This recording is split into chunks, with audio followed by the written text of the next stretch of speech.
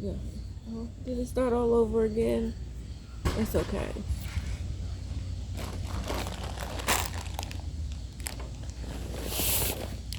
Then y'all got a nerve to try to make somebody, um, y'all, are y'all listening to yourself? Y'all trying to make other people believe that I have a mental illness when I have proof that all y'all, especially the baby daddy, I got proof of that. I got proof on my computer. And I know you seen it.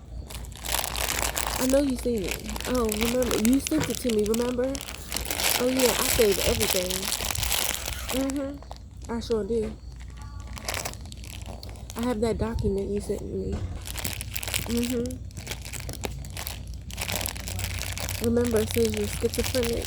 Yeah. While you sitting here trying to perpetrate that I am. You got my family involved in all of this. Oh, not involved. They were already doing stuff to me. You just added icing to the cake. And then you got a nerve to want to be in my presence after I'm the only one that's actually been there for you. That's actually, even when I didn't have, I've given. And then you got a nerve to have the audacity to try to set me up to be locked up in a mental hospital. Look, if anybody needs to check anything, they need to check how many times you've been in. Yeah, they need to check how many times you actually had to check yourself in. Yeah, you might as well do that instead of trying to come for me, trying to make me look a certain way. Because it's not going to happen. Oh, yeah, and y'all trying to make a wedge between me and my kids. My kids are grown. My youngest is 18. Whatever has been built or whatever y'all did, I mean, I'm always going to love my kids, regardless if we're in contact or not. They know that I'm not insane. They know that I'm not a prostitute. They know that I've never been on drugs. They know I had a problem with alcohol and I've been sober 3 years. So the narrative that y'all trying to paint, y'all need to flip that camera, that mirror, that ceiling, that glass house. Y'all need to flip that on yourself. Because if I right now today, if any of y'all that's involved, if we go take a drug test, I bet you, none of y'all will pass. None of y'all.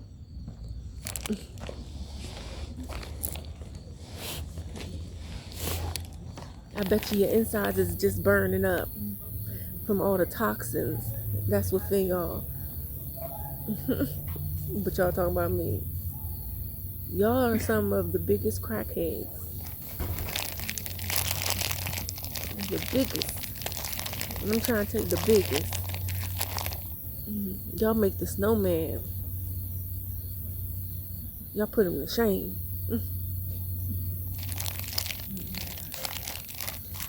See, I don't judge. I speak nothing but the facts. So,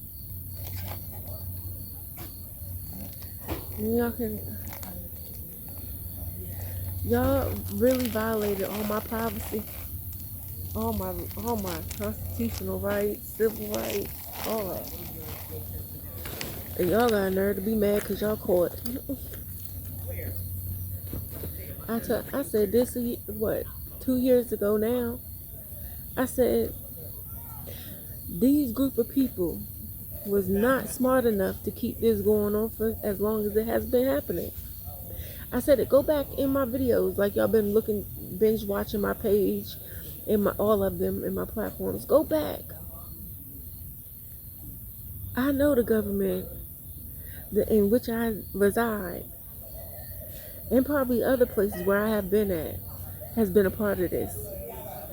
Y'all are not smart enough or educated enough to have pulled this off for as many years as have y'all have been going. Y'all not. See what y'all trying to do is y'all trying to mess with my crown chakra right now to impair my speech. Y'all sending bugs over here to bite me. I can go. Y'all trying to make me look one way on the camera, and that I look totally different in person. So like that doesn't bother me, because I'm still going to put out what I need to put out. I'm still going to tell my truth, actual events that have happened. The full truth will come out. I will get my chance to tell the full truth of everything I experienced with dealing with y'all. See, and the reason that y'all got away with this last plot, this last time that y'all did, is because I was in the house. I was under some kind of depression that y'all it was spell induced. Yeah. But see, I prayed to God, and I was saying to myself, I said, this is not my life. I know something's not right. See, this was back in 2022. Before I actually, well, I'm going to tell you, it started right after, I tell you exactly when it started, that I started noticing a repeating pattern of the emotional and physical things that was happening to me. It started right after the last visit that baby daddy asked me if my mother had passed, how would I have felt? Yeah, that's when it started. And then all of a sudden, and nobody told me, nobody said anything to me when she was going through, when she was getting sick. Nobody said nothing. Not even her own children contacted me. They didn't say nothing. I didn't find out until I actually went to my nephew's birthday party at Chuck E. Cheese. And I told this, I said this already, but I'm going to reiterate it again. As we was at this birthday party for my nephew, my younger sibling's son, youngest son. And mom was in the hospital. I didn't go. We wasn't on good terms. She didn't get along with me. But I didn't go. But Butch did. Her ex-husband did. And then when he went up there, see, all of them were in cahoots with each other. My baby daddy, my eldest child's father, my siblings, Butch's daughter, her friends that were once my friends. Yeah. Then they pulled in another person that I was messing with, that I talked to. He came into the picture right after 2020. Yep, because the last time that I seen my baby daddy was at my apartment that was in my name, that I paid the bills at. Was in the summer of 2020. Yeah. Yep. He walked slam out. But and before that, Rochelle kept coming over. Yeah. I went and got my hair done. Like, she came over the day before. I went down to my cousin's house, to his father's house, to get my hair braided.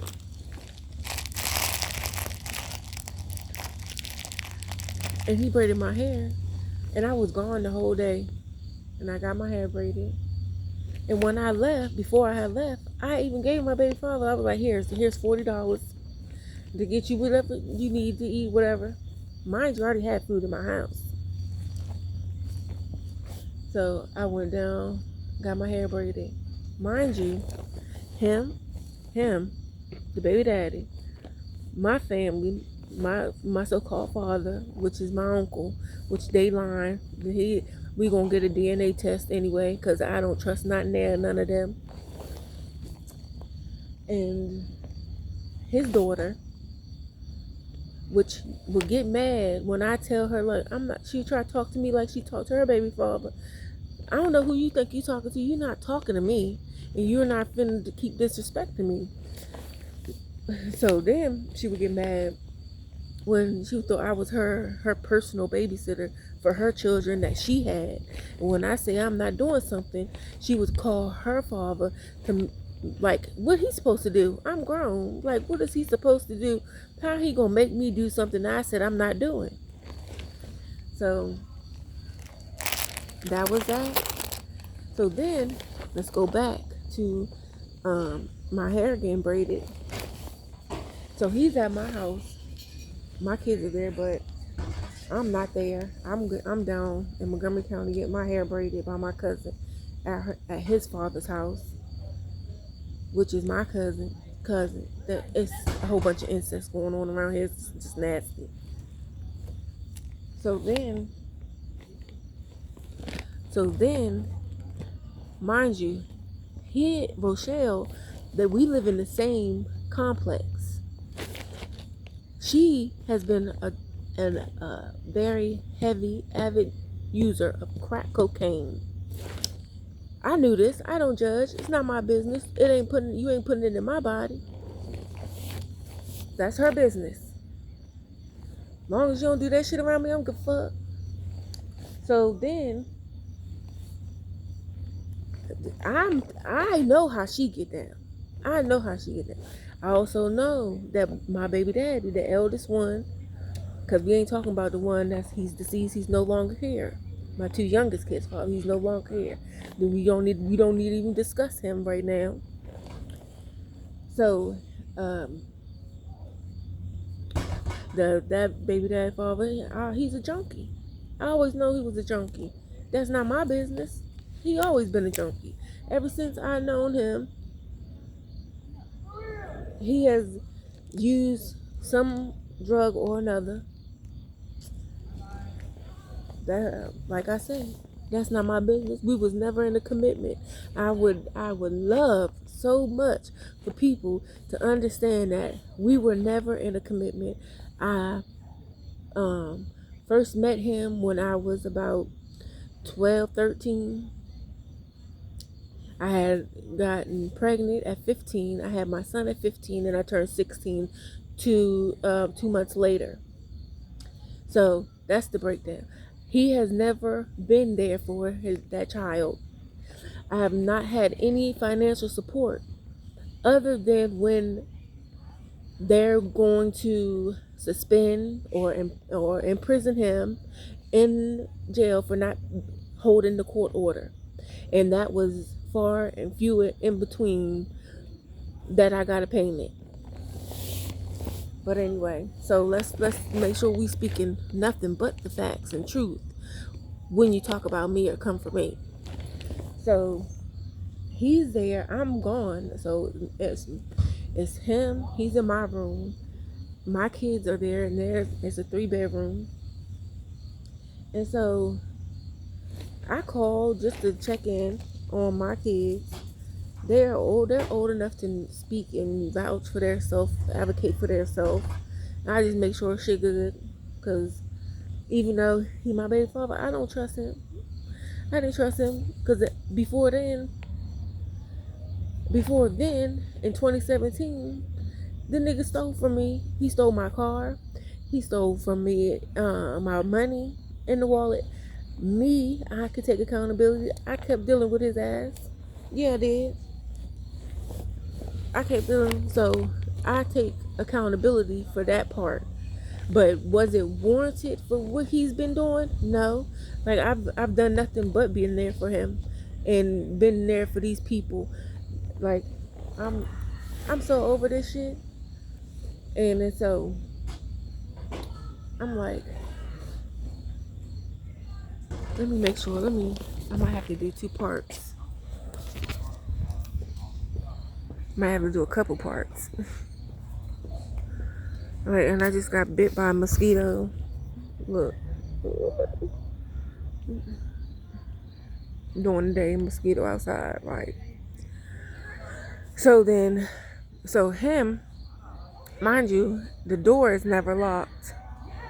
Even if I try to lock it, Lawrence Davis Butch, which is supposed to be my father, that's the one I grew up knowing as my father. I asked him for my key back. Oh, he made a big scene about that. So my door to my apartment, I knew it was weird. I was like, every time I left out, if I wasn't in there, I know I locked it back, but he had a key that he didn't give back. I'm not gonna pay to get I was already on a budget. I'm not finna pay for them to come and change the locks, which I should have done, but I didn't. I was going through it. Like I said, I was going through it. I was battling. I was really battling. So then when I came back, we had intercourse the prior night.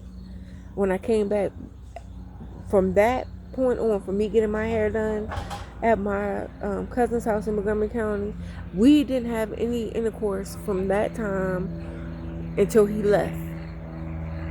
And I thought it was weird, but I didn't question it to him. He had slept with Rochelle. Let me tell you what had happened. See, I didn't tell him her status. That's not my business to tell. You shouldn't have been sticking your dick in everything that you see. So she told me before he even came up there that she was HIV positive. That she went to the doctor. She put on this little cry, fake, and all this. I seen it was fake. She knew her status. She knew how her lifestyle was. She didn't give a fuck. So then, while I'm gone, mind you, I called you. I was like, you good? I think I called him like once or twice. I was like, everything good? You good? All right. And then I didn't talk to him till I got back. Then, mind you, I find, okay, everything, he leaves. I go about my business. I get, I'm battling with depression myself. I'm in a mental conflict because I'm like, what is going on? Like, everything just is not going right. Like, so after he left, like, everything is like just falling apart. Like, I'm not doing nothing. I don't want to do nothing. I don't want to be around people. I don't want to talk. I don't want to deal with not a soul. And I'm just drinking my ass off. And I'm going through every single life event that I've been in. And then in the midst of this, before he left, and I found out after he left that him and Rochelle had actually slept together in my apartment, in my bed, in my room. I had already warned him that she was fast, that she likes to be out there.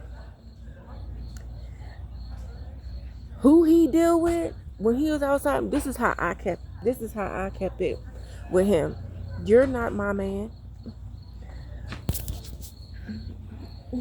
You're not my man.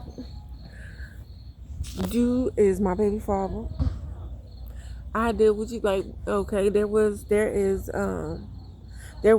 like feelings. You did, like, I've known him for 30 plus years. You did, when you deal with somebody, it's always gonna be feelings involved, especially if you're having physical intercourse with them.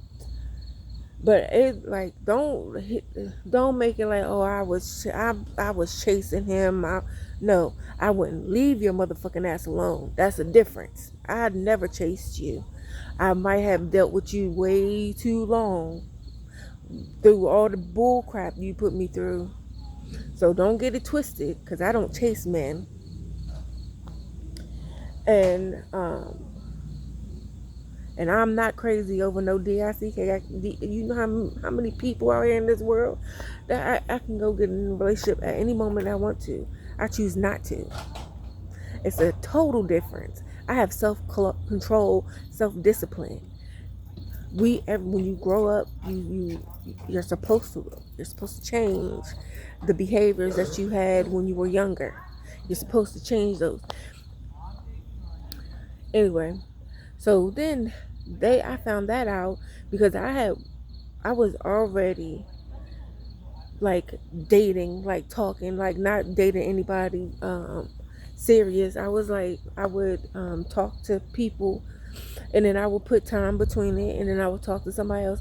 I even started talking to someone I thought was a friend, and just never been intimate with this person, never even met this person face to face. But we always had a conversation over the internet, over a social media app. And so I'm like, the mindset that I had was that, oh, that's my baby father. I can go get it if I need it. I'm in between relationships, or I'm not dealing with nobody, and I need my little fix. I can go to that's the mindset that I had back then. So, but see, and that's where I trust. That's where I put too much trust in it, being that he was a whole thought out here in these streets, and he didn't care who he was putting his thing in. He didn't care what sexual preference you were. He did what he did, and then he would come back acting like he was a mute, like he didn't understand or know what was going on, and why I was acting so indifferent. You know, you got all 99,000 people you out here dicking down, and you coming back to me, and we having intercourse, and we didn't use protection, and you coming, and every person that you slept with has slept with me because of you. All the emotions, all the trauma that these people have, that probably didn't even tell you about, has now transferred over to me. You've taken my good energy and used it for yourself, and been out here, and you transfer all that negative, nasty energy onto me. Now, if I wasn't as strong-minded and strong-willed as I was now, this last time, I don't know what he was doing out here in these streets out here. I do not know how many people he was involved with, but when I tell you, Lord have mercy, Jesus, it almost took me out. And I'm not talking about health-wise. I'm talking about mental-wise, to where you see how my face just changed. Y'all can stop doing that beauty magic. That shit don't work. Anyway, so that shit almost took me out, because I was so depressed, and I was like, have you ever been inside? This is the best way I can explain it. Being inside of yourself and not knowing that you're inside of yourself, if that makes sense to anybody. But I was like, cause I couldn't put nothing, like a lot of, I seen this shit. I seen it. Like I seen all the different behaviors. I seen all the like pulling away from myself. Like I totally disassociated my own self with myself. And I'm like, I've never been like that. I've never been like that. And so I'm trying to figure, I'm going through every single life event, and I'm drinking my ass off trying to figure this shit out. I'm trying to drink, and in the process of me trying to figure out what the hell is going on, I'm drinking myself. I'm tearing my organs up with alcohol. And, and I'm like, mind you, these people is out here telling all these lies about me. I'm in the house drinking my ass off. I only go out if I gotta go grocery shopping, or if my kids need something. Mind you, they was older, but like if they needed to go grab something, like if from the grocery store, or I would go, What is that? Or I go grocery shopping. That's what I would do, and I would go right back in the house. In the process of that, I had ballooned. Y'all seen the pictures. I had ballooned up to almost 450 pounds. No, I was 450 when I went to rehab. By the end, no, it was 425. It was 425. I was almost 500 pounds.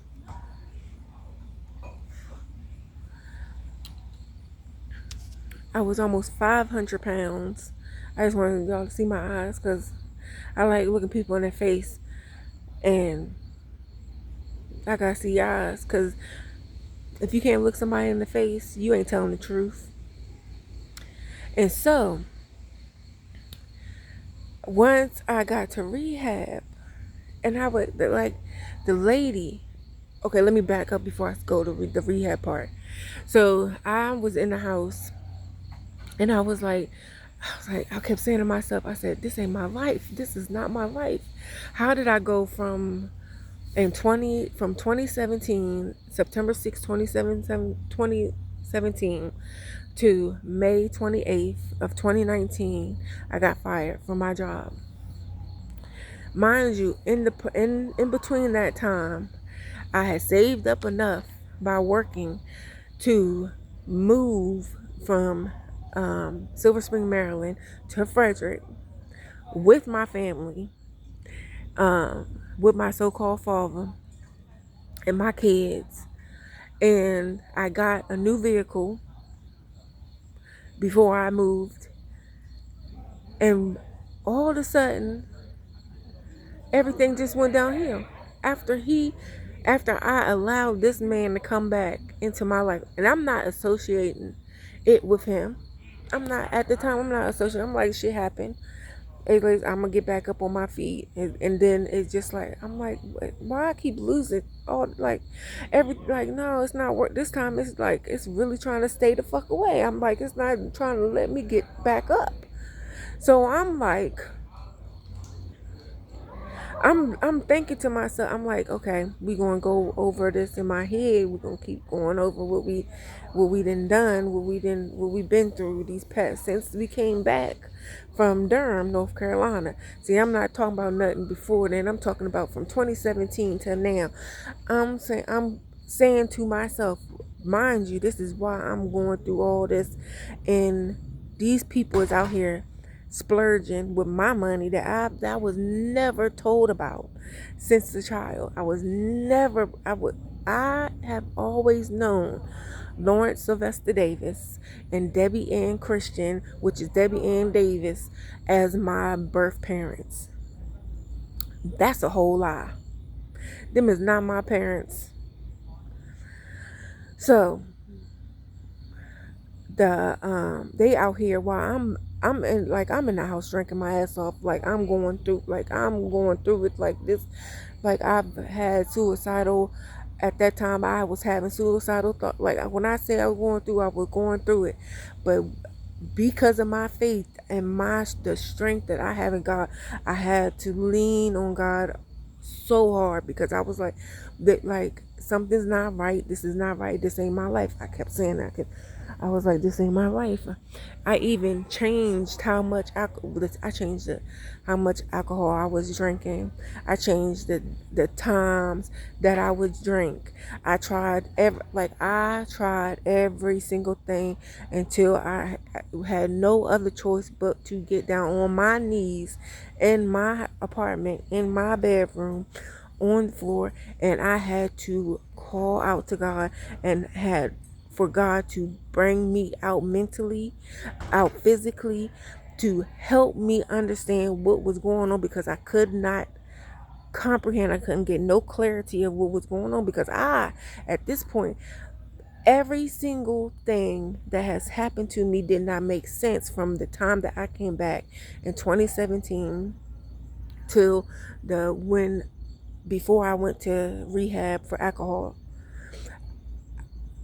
It didn't make sense. Nothing made sense at all. I had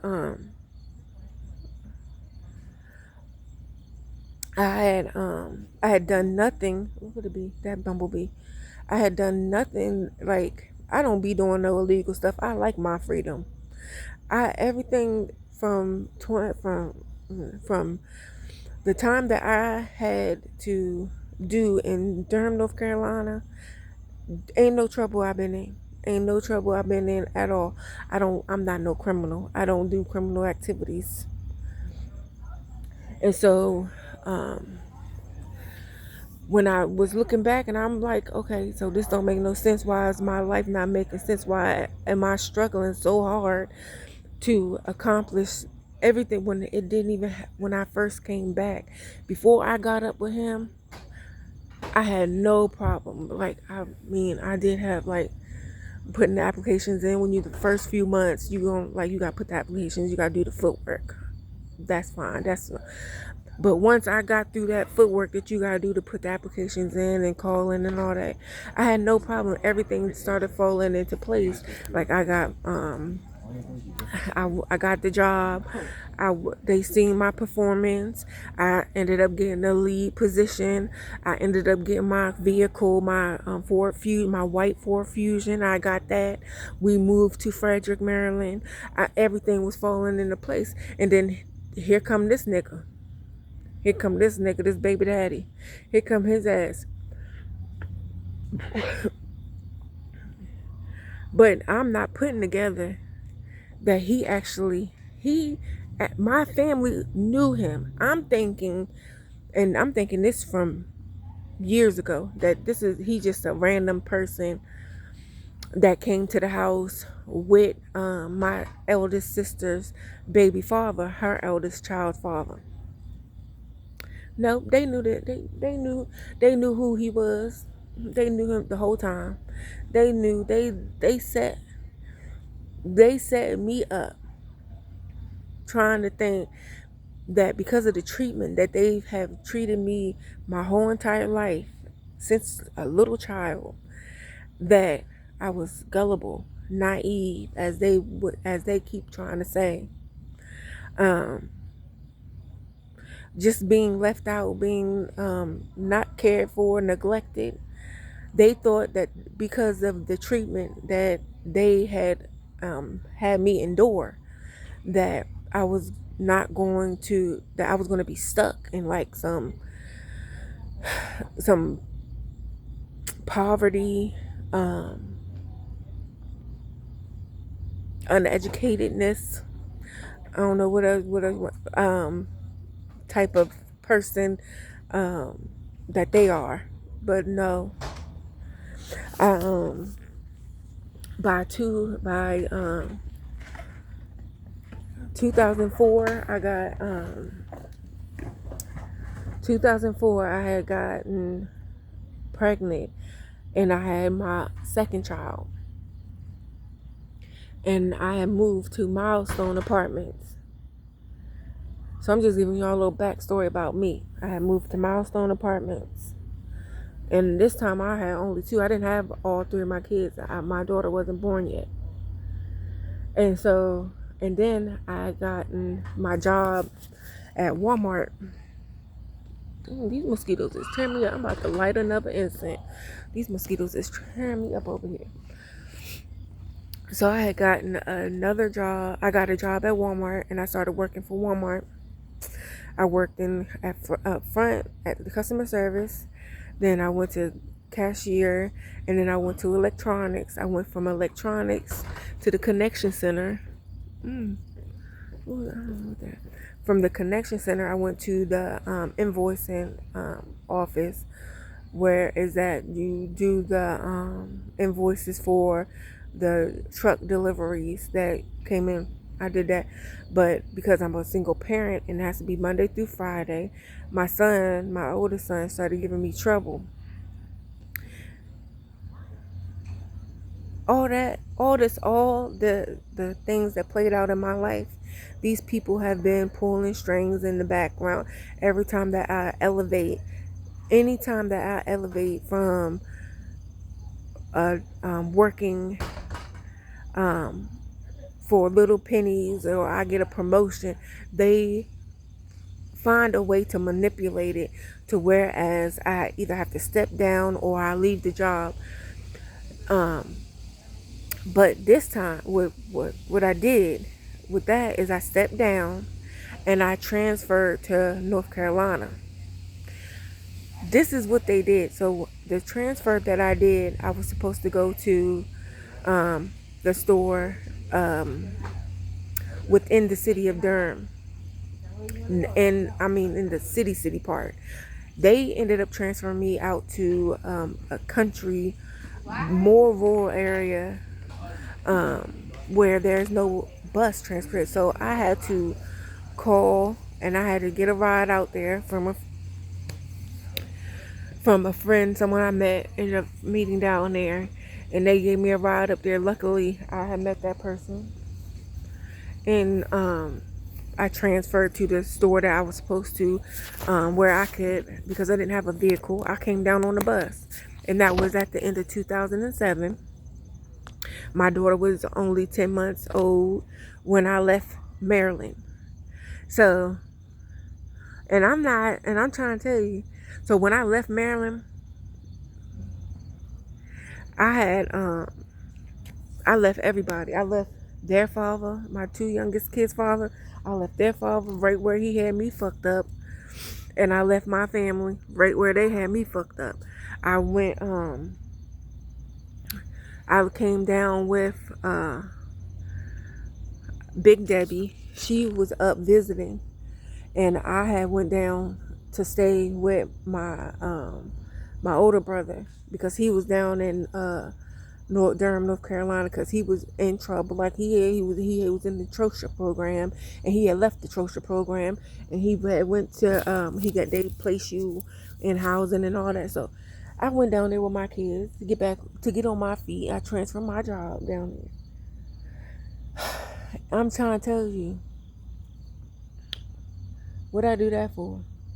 It didn't matter where I was at. It did not matter. Soon, and very soon after, all the drama and chaos from these people followed me right down. Then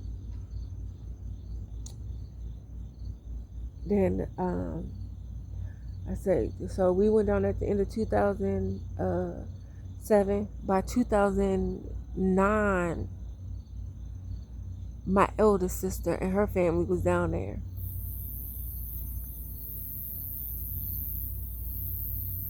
Yep, by 2009, my eldest sister and her family had moved down too.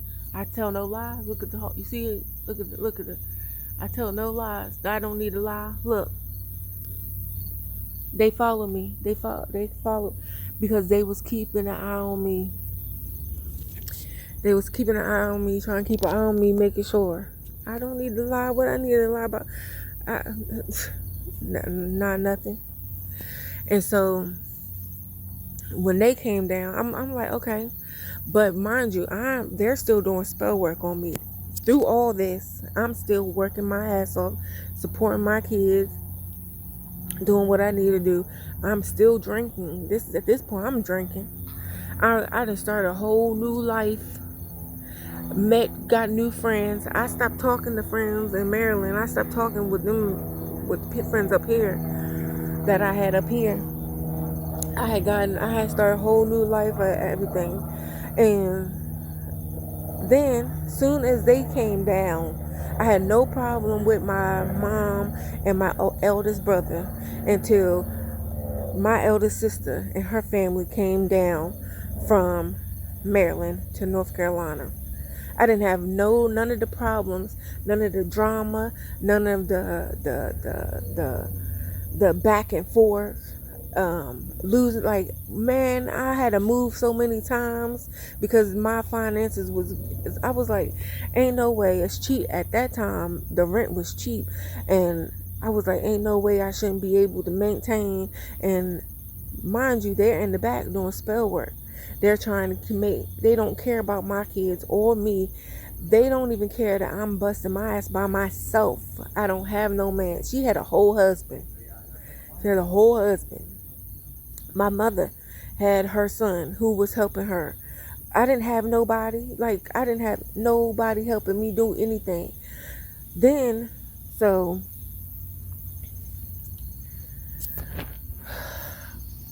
everybody ended up after the first year of me moving down there, and we moved, like, he moved from that one house to another Guest Road house, and from Guest Road house we all split up, and then we came. Nope, it wasn't Guest Road. That wasn't Guest Road. It was the one on Horton Road, the townhouse on Horton Road that was in my name. It was in my name. They lived with me. It was in my name. They did not have their name on this lease. It was in my name. So after that, we it was, he had his girlfriend had got pregnant, and we had a baby shower. Everybody came down from Maryland to the cousins and everything, friends, everything came down. We had a little baby shower, cookout, all that. Whew. Everybody leave. Mind you, I'm in a relationship with an older gentleman. I think that was set up by my brother. Because everybody separated from that townhouse, I ended up getting public housing, and me and Big Debbie went there with the kids. She ended up moving out because it was ghetto. It was ghetto. I understand. She was concerned about her safety. I got it. She moved out, but then stuff like the people at the rental office in McDougal, that's where they placed me. They acted like they didn't want to take her income off of the rent, and I'm like, okay, so why am I paying So then all of a sudden, my rent started getting behind, and I'm like, oh. Then I ended up getting fired for some bullshit. They talking about, oh, you had too many missed days. I'm a single parent, and I always put in for when I don't come in. Like, if I gotta take my kids to the doctors, or if I have to go to their school, or if I just need a day off, it's always there. And now, I'm not perfect. I have had a no-call, no-show here and there that was not warranted. I was there, 4.5 years. But let me tell you what happened. It was a shift change of managers that took over. There was a white Caucasian, let me stop saying white, a Caucasian lady that was the manager with brown curly hair at the time. Cool, fine. Then it was this tall, I think she left the store and went to another one. Then it was this tall, slim, bald-headed African-American male. Just throw his shit didn't stink, and he just, them uppity managers, they take the power of their placement within an organization that you don't, like, you get a salary. You don't even make big money. You as a worker like me, the only difference is the title in which you hold. But anyway, that's not here nor there. So he came to me and he printed out my attendance record, and I went through it and I wrote everything down to each day that I was not there, and he still terminated me. And but look at God. I went straight to unemployment and did a claim, and I got my money. So what you try to do, it didn't prosper, because I ended up getting my money and turn right back around in 2010. Got hired at Kroger. Thank you very much. Then not only did I get hired there as a cashier, I went from a cashier to customer service rep, then from a customer service rep to a lead floor supervisor, which I ran that whole front end. Don't get it twisted. Sister girl put in her work. So then when they seen that, oh, they got real heated. They got real heated when they found out that, oh, I was running the floor by myself. We had other, I did have other help, other CSMs that helped, but I was majority of the time, I was running the front end. I had that red jacket vest on 90% of the time. So then, after that, when they seen that, and mind you, Big Debbie Big Debbie was there before I came to work at that Kroger. We worked at the same store. It got to the point that it was so much drama and chaos when she came down. Whatever they plans that they was trying to do, and to disrupt my life. Me and her had so many falling outs. It got to a point that I stopped talking to her. I stopped talking to my elder sister. I stopped talking to all of them for a whole year straight. We worked in the same store home. We had the same home store. I walked right past her like she was just another person on the street. I sure did, and that was my birth parent. That was what I was told, mind you.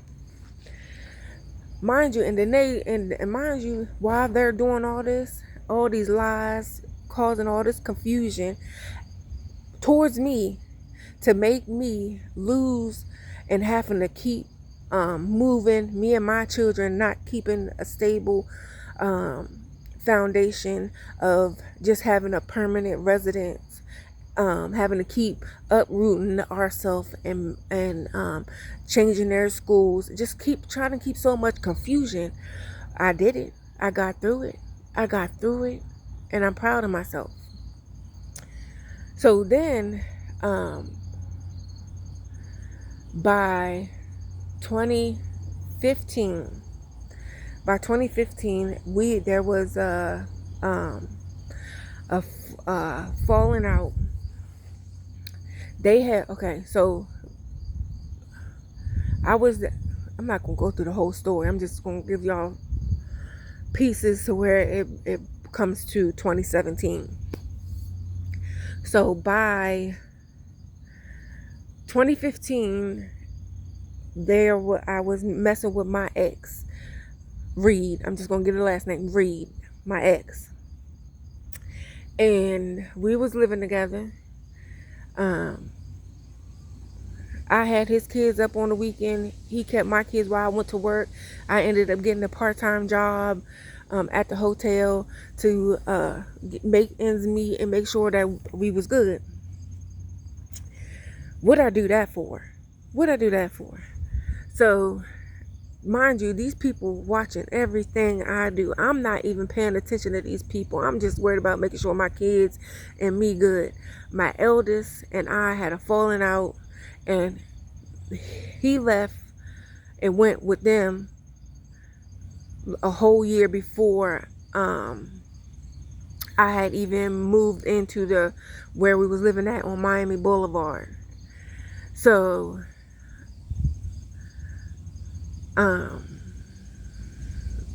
so 2015, it's me and my two youngest and my ex, and I moved.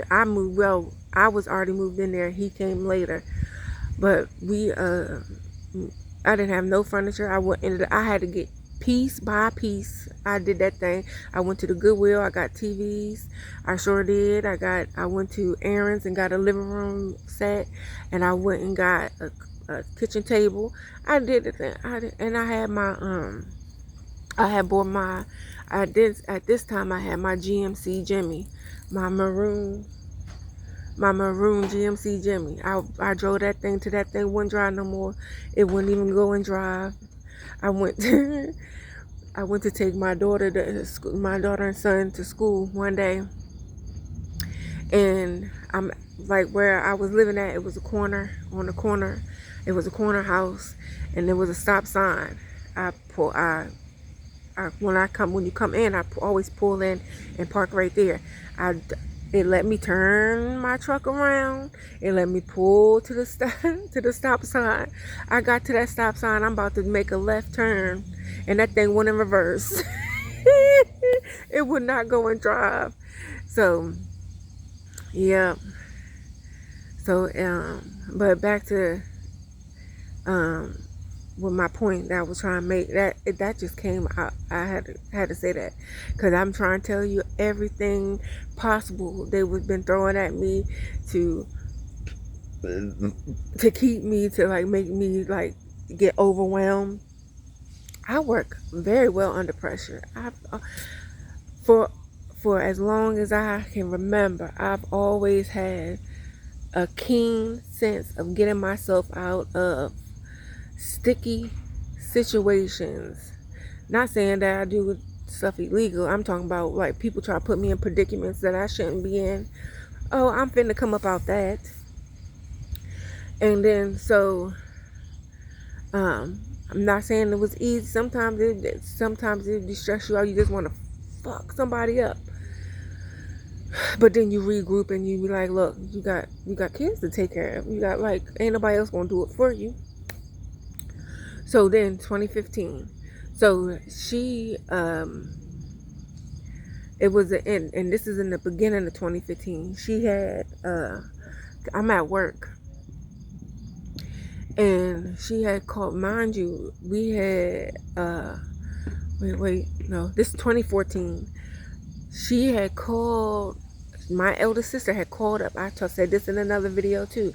She had called up to the job, and I'm working at the desk because I'm relieving the clerk at customer service for lunch. And so she called up, and she talking about what you got going on over at your house.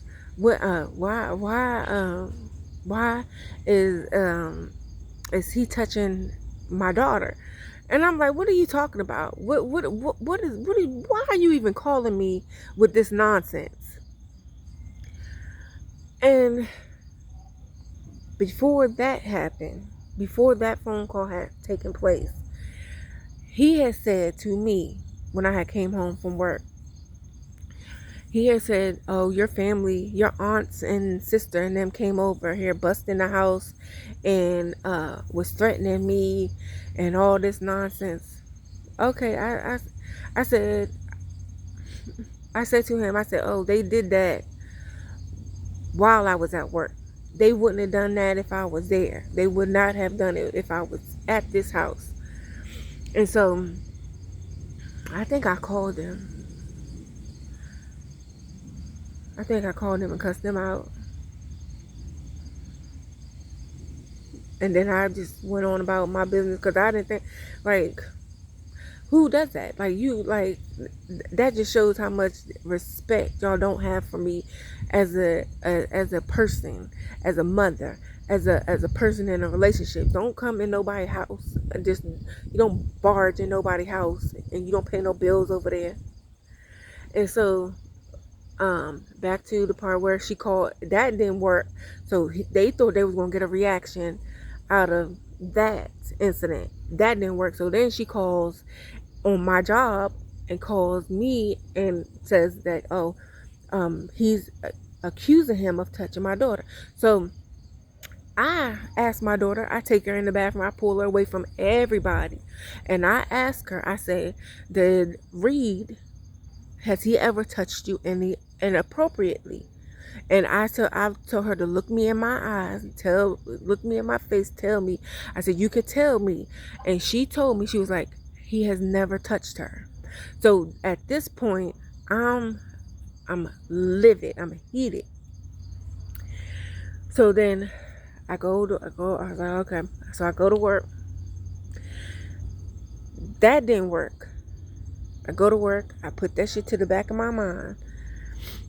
She calls and accuses him of that over the phone, and I go and I'm like, okay. So I find Big Debbie, and I say to her, mind you, I'm at work. We's in the aisle on the floor, sales floor, And I walk up to her and I said, I don't know what you and your daughter got going on or what y'all trying to do, but y'all better leave me the fuck alone and y'all better leave my kids alone.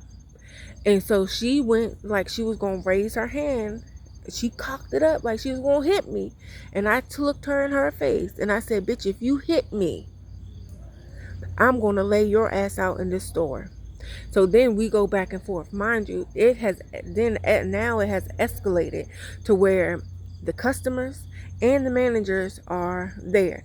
But before the manager could get to me, I had said what I had to say to her and I walked off. I'm on a mission now. Mind you, my car had broke down. My truck had broke down. So I'm now on the bus. So I now leave, clock out. I go get my purse. I walk out of this, clock out. I go out of the store and I go wait for the bus to come. I get on the bus and I go to her house. I go to Shanette's house on Holloway. And when I get there, and I got on the damn city bus, and I sure did. I went up there and I popped up. I ain't called nobody. I ain't do none of that. I showed up. So when I get there, they already know while I'm there. They already know that I am past heated. So her husband doesn't allow me to come into the house, but she is behind her husband talking mad cat shit. So I'm like, okay, I'm like, nah, I'm trying to force myself in past him because he's blocking me from her. I just wanted to reach out and touch her. So I ended up telling, I was like, give me my kids, give me my kids, and I go home. These people are so crazy. And that right there was the beginning of the end of all this chaos. By the time before Christmas came, I had ended up doing something that I shouldn't have did at work because of the spell work they had been doing. I had stopped doing what I was doing with an ex-co-worker at the other home location. I have no problem being accountable for my actions. I was already charged. I can't be charged again. So it is what it is. I've been stopped doing that. I even wanted to call that co-worker and be like, look, I don't know what's going on, but I can't. It's like it's like I could not resist it. I couldn't resist doing it. So, but it is what it is. It happened. And what's so funny about that situation is that the LP was around me so heavy at that time, that month before it actually happened, those weeks before it actually happened, the LP guy he was just around me real heavy. And so, and I didn't even like, mind you, I wasn't awake to the spell work. I wasn't awake to who I am now. And so now I'm putting everything together, and I mean, this man would look me in my face, and I'd be like, "What he's staring at me like that for?" Like, but unconsciously to me, he's like trying to warn me, whatever you thinking about doing, don't do it. He was trying to protect me, but it was the whatever magic that, because I was already in, they had already had put me in low vibrations by all the different events that they had already set up prior to that event taking place. So I was already susceptible to, and plus, mind you, I'm drinking my ass off too. So it's not a good situation. So then I get it do what it do. I do what it do, and then I don't go to work. I asked my sister, mind you, these motherfuckers already knew what was going to happen, what was going on. They already knew. They had planned for me to get locked up so they can steal what was mine. This is listen to the time dates. They had a court date in 2010 that I knew nothing about. They had a court date in 2014 I knew nothing about. They took money in 2015. I got in trouble in 2015. Which ended up leaving me homeless on the streets of Durham from 2015 to 2017 before I came up here, because I couldn't leave Durham, North Carolina until I got my probation situation situated. So I just went in and I laid the fuck down and got it done with, because I don't like people telling me what to do. So, but listen to this. So I'm in jail, and I'm like, okay, at this point, I have not talked to any lawyer, nothing, no magistrate, no nothing. I was in there, I think 30 days, something like that. I don't know where this lawyer came from. It was God sent. I didn't ask for no, it was like I could not think. It was like I didn't ask to speak to no lawyer. I didn't ask to speak to no public defender. I didn't ask to speak to the magistrate, the judge, and none of that. Excuse me. I'm just sitting there, just basically sitting there, just sitting. And so, but I did ask, because when I had turned myself in, I had money for bail. But I needed somebody to do it. Do you know when I called these people, they said no? I called them and asked them if they could come and bond me out with my own money. And they said no to me, because they already knew they were setting me up. I was facing 10 years. I was facing 10 years in prison. So this is all the setup for them to steal what I was never told about. That I was never told who my parents were, what was left for me. I was never supposed to struggle through life. I was never to go, like, I don't want to say never struggle. I was never supposed to be in lack. I was never supposed to be in lack of. And so, because all that was, my life was already set up from my grandparents and my biological parents. My life was already set up. And these people knew this. These people knew this already. And so from 2015, from December 2015 to 2017, when I came back up here, see, they thought that when I was living on the streets, I didn't even have my truck. That my other truck that I had, I ended up getting in a car accident and flipping that and totaling it. I didn't even have that to live in anymore. I was literally sleeping behind courthouse buildings. I was in the shelter on and off because I was still drinking. And they breathalyze you, but they don't drug test the people. These motherfuckers will come in there higher than cootie kite. But you come in there drunk, you got to stay out. But anyway, so then they thought that by me being homeless on the street, that somebody was going to take me out.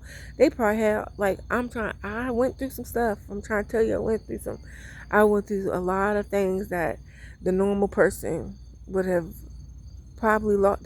I would probably lost my mind if I wasn't so self-aware of who I am. And like, I knew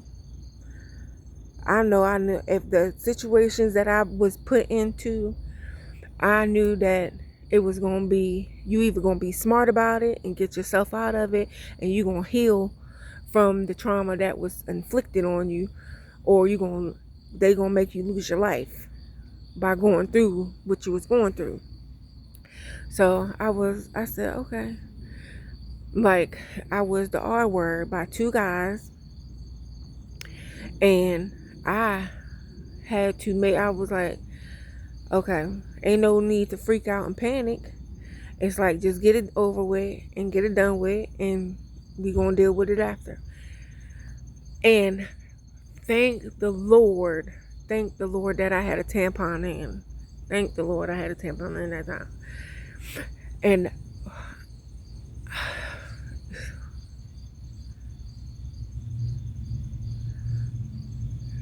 just thank the Lord. I just thank the Lord. And then, so then after that, mind you, and before that, let me go back. So before I was homeless, let me go back to, they set up for, my ex and his friend, like his friend put something in my drink. I had already talked about this. So it ended up having a conflict between me and my ex, thinking that I intentionally cheated. I didn't intentionally do anything. And so it ended up being a domestic situation, and he ended up going to jail, and I went and got him out. And he ended up, anyway, he ended up betraying me too. He ended up rolling out, he left. I said, whatever. It hurt, but I was like, whatever. It is what it is. I ended up getting over it. I came back to Maryland in 2017. And another plot, like I walked into an ambush. I basically walked into an ambush by my baby father, by my family members, by my friends. I walked straight into an ambush after going through and surviving everything that I survived on the streets of Durham, North Carolina in 2016. And I came back to now that I'm right now at this very moment, I'm fighting for my peace. I'm fighting for everything that they stole from me. I'm fighting for my name to be cleared. I'm fighting for my dignity that these people try to strip from me. I'm fighting for my family's justice, my kids included, not just me. I'm trying to tell you that I've had everybody that I was there for, that I've done nothing but been a ear, a friend, a helping hand to, go along with and this is why I say this, I cut everybody off. They knew my character before they went along with these plots against my life. They knew my character and how I got down before the offers were made to come against me. They knew who I was on a day-to-day basis when they dealt with me. I have never changed who I was as a core person, and so everybody can miss me with all that nonsense that they are talking about and trying, like, I don't care about nobody tears. I don't care about nobody coming to me and, oh, I was tricked. You had a choice. Everything that people do in this world, you have a choice, and you chose to go off of somebody else's word, to believe what you know not to be true about me. I'm talking to the people that have dealt with me on a day-to-day basis, that knew me from a child, that has seen me as I am. Never been perfect, but I've never been the one to manipulate or use people. I'm talking to them people. I'm talking to the ones that you didn't even know me. You have only seen me in passing. You've never seen me act any other way outside of who I am right now. And you, instead of you asking questions or coming to me and asking me questions about what was said to you, you chose to run with the narrative that another grown person gave to you about somebody else. Do you see how that sounds? You ran with the narrative. The choice you made to do the criminal acts that you did towards someone that could have cost them their life. You did that. You can't sit here and try to make it seem like you didn't know or you were tricked. No, you can't. I wish people would stop saying that word. Can't nobody trick you to do anything. You have the right. It's either you gonna get the truth, or you gonna go to whomever is being talked about. That's what you're gonna do. You wouldn't walk into a bank because somebody else told you to walk into a bank and rob that motherfucking bank and think that you're gonna come out without any consequences. Think about it, and then you get back to me. But like, I'm gonna leave this idea because it's a whole hour and 10 minutes I'm into this video, so I'm gonna post this. And like I say, I don't talk about y'all. Do you see, I've been getting myself together. I have been minding my business, standing in my own lane. And y'all came attacking me. Y'all came messing with my mental, trying to make it seem like I'm out here doing something I'm not supposed to be doing. I don't cause drama. I don't deal with drama. But I'm going to leave this right here. And like I always say, mind your business and your life will be so much better. Do something for somebody today. Even if you don't want to do it anyway. Godspeed.